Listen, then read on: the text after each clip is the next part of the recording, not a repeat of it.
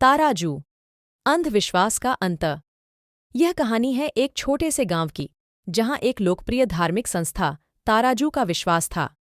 गांव के लोग ताराजू में विश्वास करते थे, क्योंकि कहा जाता था कि वहां भगवान का आशीर्वाद होता है। एक बार गांव के युवक नामक राम को भाग्यवश ताराजू में जाना पड़ा। उसने ताराजू में रहने के बाद देखा कि वहां कुछ अनूठा है। रात को जब सभी सो रहे थे, तो राम ने अनजाने में एक रहस्यमय पथ देखा। उसने उस पथ पर चलने का निर्णय किया। पथ में जाते जाते राम को एक पुरानी मंदिर मिली। वहां उसने एक चमकदार ताराजू देखा। वह ताराजू इतना सुंदर था कि राम उसकी ओर आकर्षित हो गया। धीरे धीरे राम ने ताराजू की ओर बढ़ते हुए देखा कि वहां एक चिट्ठी भी लिखी हुई थी। उसने चिट्ठी को पढ़ा और अचानक समझा कि यह ताराजू जो दिखाई दे रहा है वह नकली है।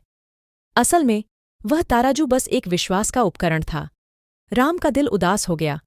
वह समझ गया कि उसके गांव के लोगों का यह धार्मिक अंधविश्वास है जो उन्हें बेवकूफ बना रहा है।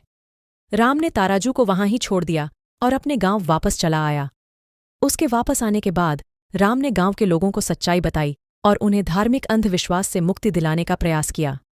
लेकिन गांव के सरपंच का मानना था कि ताराजू उनके गांव की शांति और समृद्धि का स्रोत है।